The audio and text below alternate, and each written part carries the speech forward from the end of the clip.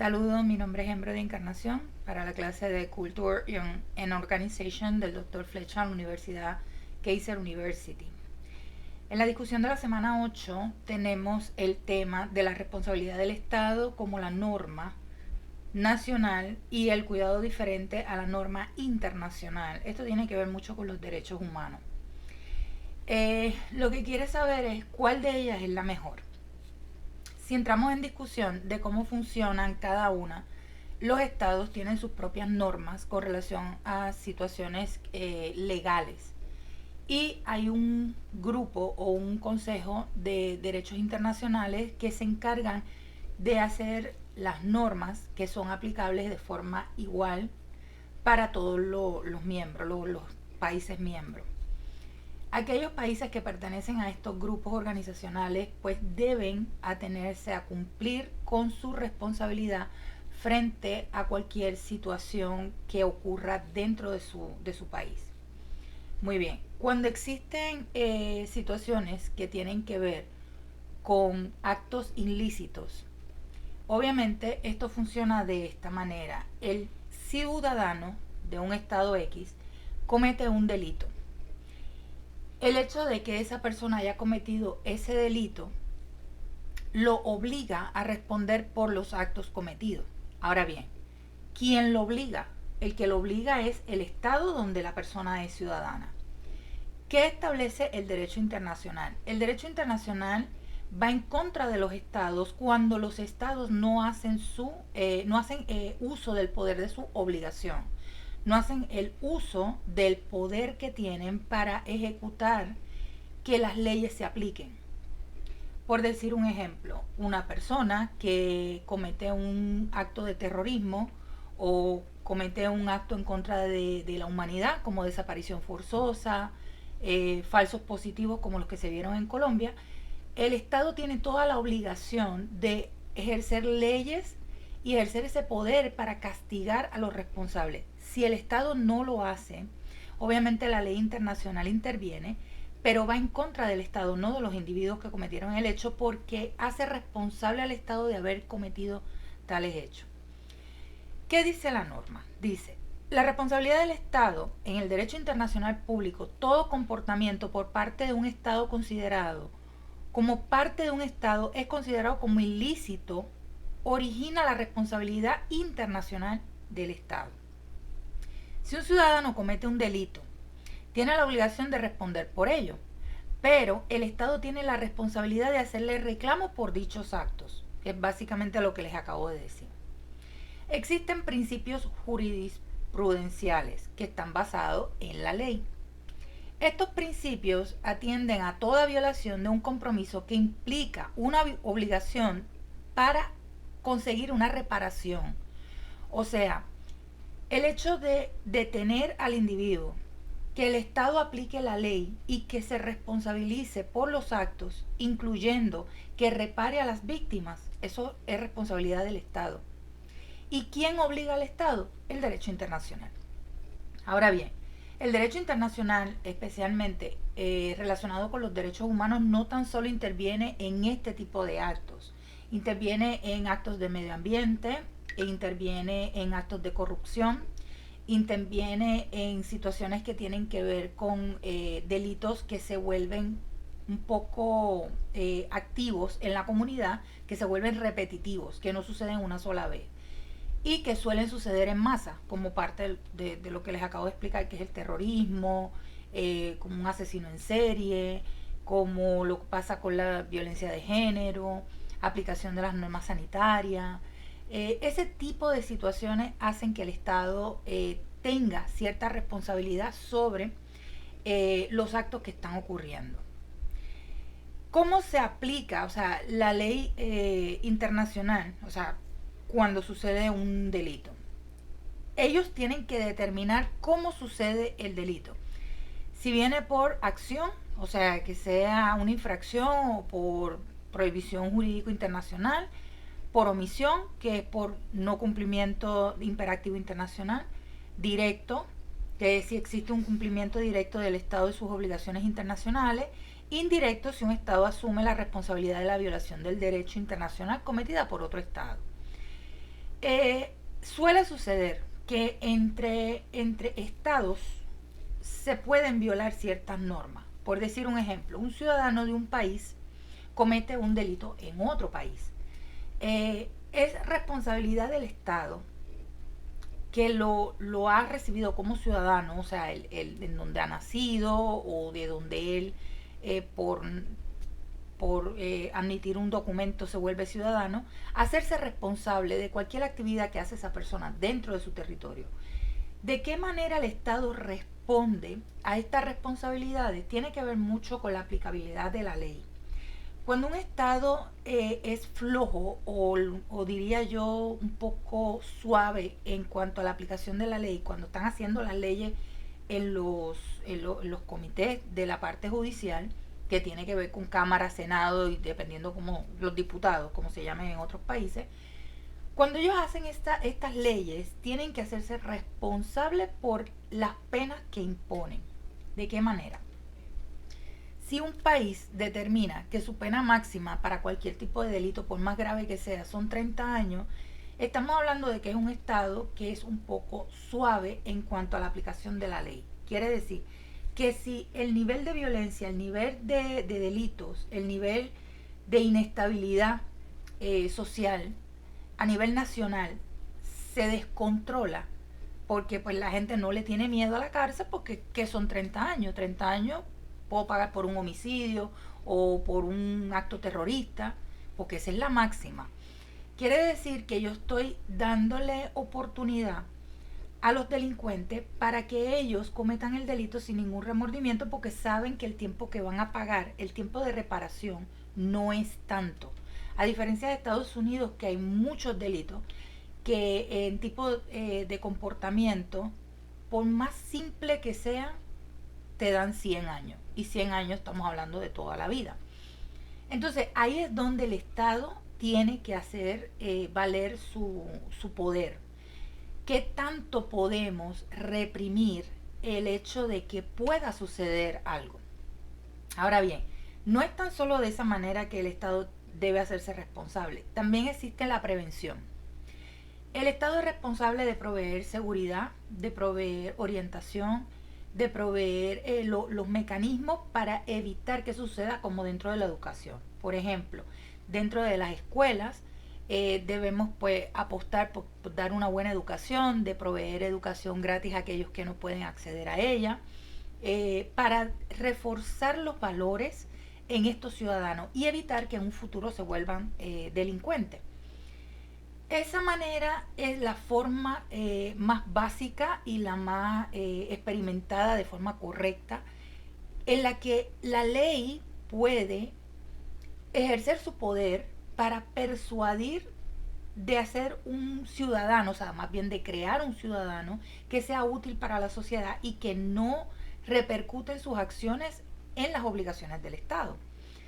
Está también el proveer calidad de vida, proveer seguridad, tener siempre, pues por decir, policías que protejan la ciudadanía, proveer sistemas de educación, proveer sistemas de salud, cosas que no le creen decadencia al individuo como para que sus ideas se vayan al extremo de pensar, bueno, aquí no hay más nada, me va a tocar, pues qué sé yo, empezar a robar, a vender drogas o cualquier cosa para poder tener una mejor calidad de vida. ¿De qué otra forma el Estado debe hacerse responsable? Principalmente tiene que ver con la forma en cómo recibe las situaciones de los ciudadanos internos, o sea, cómo atiende a la sociedad. No es tan solo dar educación, tener buena salud, sino que también debe proveer los mecanismos como tiene que ser el empleo, proveerles beneficios, proveerles ciertas comodidades económicas para que esa persona mantenga un ritmo de vida controlado y saludable dentro de lo que es aceptado por la sociedad. Ahora bien, cuando hablamos de la diferencia, el por qué una es mejor que la otra, bien, sabemos que hay países donde estas situaciones que yo estoy explicando, que son las correctas, no se dan. Un ejemplo de ello puede ser Cuba, Nicaragua, Venezuela, donde el Estado pues obliga a la ciudadanía a ser violenta, a cometer actos ilícitos, a llevar una vida miserable y pues obviamente haya una revolución, porque es el Estado el que obliga al pueblo a que se comporte de esa manera. ¿Qué sucede en estos casos? La norma internacional también les aplica a ellos. ¿Por qué? Porque el simple hecho de tú tener un comportamiento como Estado irresponsable hace que los demás países tengan repercusiones en contra de tu país. Ahí está el hecho pues de tener restricciones, como se puede ver en el caso de Cuba, que hay bloqueo, que pues hay ciertos roces de compatibilidad política. Cuba, en cierta manera, o por lo menos sus dirigentes políticos, porque los ciudadanos son considerados víctimas del Estado, el Estado como tal recibe sanciones, sanciones de bloqueo, sanciones que no les permiten ir a todos los países. Sus políticos están vetados, son personas no gratas en muchos otros países. Lo mismo pasa con Venezuela. Nicolás Maduro es una persona que no es grata en ningún lado. Evo Morales es un ejemplo también. Creo que Álvaro Uribe estuvo a punto de ese proceso, aunque él está en veremos, es un expresidente de Colombia.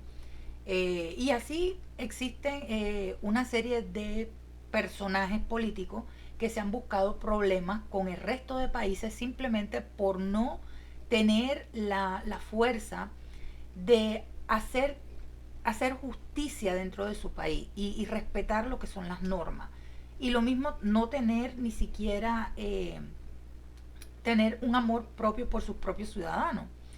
Hay muchos países que se han visto en guerra, como le pasó a Saddam Hussein, por el simple hecho de ser permisivo en las actividades que hacen sus ciudadanos fuera de su país. Es por esta razón que uno se pregunta, uno dice, bueno, pero si los ataques del 11 de septiembre, por ejemplo, los cometieron unos ciudadanos de estos países árabes, ¿por qué el presidente Saddam Hussein termina pagando los platos rotos? Pues porque él es responsable. Él es responsable, número uno, de permitir actividad terrorista en su país. ¿De qué manera? Él permite que haya una milicia organizada que se entrene, que permita la creación de estos valores, antivalores contra ciudadanos de otros países, crea odio, crea cierta sensibilidad en contra de otras personas sin haberles hecho nada. Y toda esta actividad que fue trayendo como consecuencia la creación de estos grupos terroristas son permitidas por el Estado, aunque el Estado no hubiera tenido, por decir, cierto conocimiento de saber dónde estaban los campamentos, de pronto no tenía idea de los planes, de pronto no sabía lo que podía pasar el 11 de septiembre, pero hay un detalle, que una vez sucede el hecho del 11 de septiembre, tampoco fue muy amable con Estados Unidos para tratar de resolver el problema. Y la falta de colaboración dentro de una investigación de este tipo también recae sobre el Estado. Ahora mismo, actualmente, hay una situación donde unos colombianos viajaron a Haití y mataron al presidente.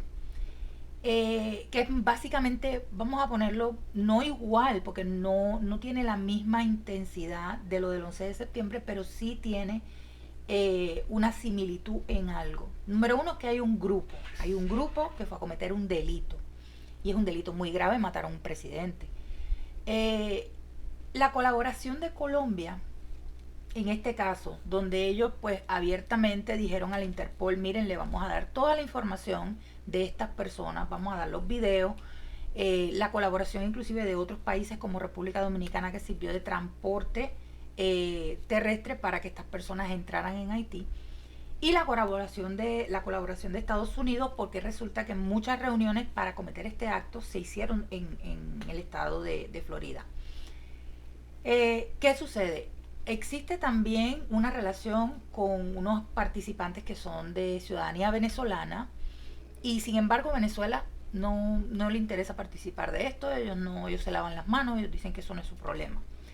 ¿Qué sucede con Colombia? Esa colaboración directa de ofrecer todo lo que puedan tener para resolver el caso, inclusive el intercambio para que vengan personas de Colombia a asistir a los ciudadanos colombianos que están detenidos en Haití. Todo este tipo de situaciones son las que hacen que la situación se suavice y el derecho internacional no intervenga o culpe al Estado de ese acto. Entonces, también evaluando las leyes, se sabe que si eso hubiera sucedido, por decir, vienen unos haitianos a Colombia y matan a un presidente, Colombia también tiene sus leyes para poder combatir ese crimen.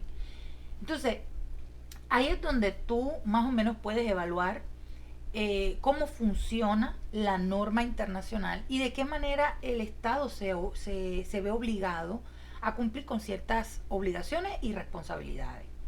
Un ejemplo también, para terminar, es la desaparición forzosa de muchas personas que viven o vivían en el país de Colombia cuando las FARC, que es como decir, es un grupo guerrillero en contra del Estado, estaba activo. Cuando las FARC empezó a matar gente y a secuestrar gente, se dio también un grupo al margen de la ley, que pues estos los llamados paramilitares, para combatir la guerrilla, pero ambos no son apoyados de forma directa por el Estado. Sin embargo, por dar resultados, muchos paramilitares mataban civiles, ciudadanos normales, en su mayoría indígenas, y los vestían como guerrilleros y los presentaban delante del gobierno. Los grupos militares también empezaron a hacer lo mismo. Los grupos militares del Estado, o sea, ya estamos hablando que el Estado también estaba involucrado, comenzaron a hacer lo mismo. Y es por estos falsos positivos, le llamaban así, porque obviamente son personas positivas, porque dijeron, este es un guerrillero, pero era falso porque era un ciudadano común que fue vestido, disfrazado de guerrillero. Es por esta razón que se lleva a corte al expresidente Álvaro Uribe Vélez. ¿Qué hizo el Estado? El Estado en cierta manera creó leyes para reparar las víctimas. Una vez se identificaban los cuerpos y las familias podían dar información veraz de la relación que tenía el ciudadano con el Estado. Si el ciudadano era un ciudadano común, un ciudadano de bien, y nunca había un registro de que esta persona haya sido ingresado en la guerrilla, el Estado tenía que pagar una indemnización a las familias. Y esto es un proceso que empezó hace mucho tiempo y todavía se está dando. ¿Por qué? Porque cada vez que encuentran fosas comunes, cada vez que encuentran cadáveres, pues los identifican y empiezan a buscar información. Del mismo modo como las familias ¿cómo se llama? Han delatado, han dicho el problema que tienen con algún familiar muerto, o sea, lo han denunciado, pues también a base de eso, de la denuncia, aunque el cuerpo no está, empieza una investigación y se hacen este tipo de reparaciones. Por ende, ¿qué tiene que hacer el Estado? Hacerse responsable. Tiene que admitir que tiene participación, que tiene obligaciones que cumplir. Hay muchos temas, no es tan solo este tipo de temas los que hacen que las normas del Estado y las normas internacionales en cuanto a derechos humanos se refiere, se apliquen. Hay casos un poco menos, yo diría, no tan críticos como llegar al punto del homicidio, pero sí están envueltos en el tema, que es el tema de la corrupción. Cuando un Estado encuentra a sus corruptos, tiene toda la obligación de aplicarles la ley. Ahora, si no hay ley que se le aplique y esta gente son intocables, entonces el Estado tiene que responder.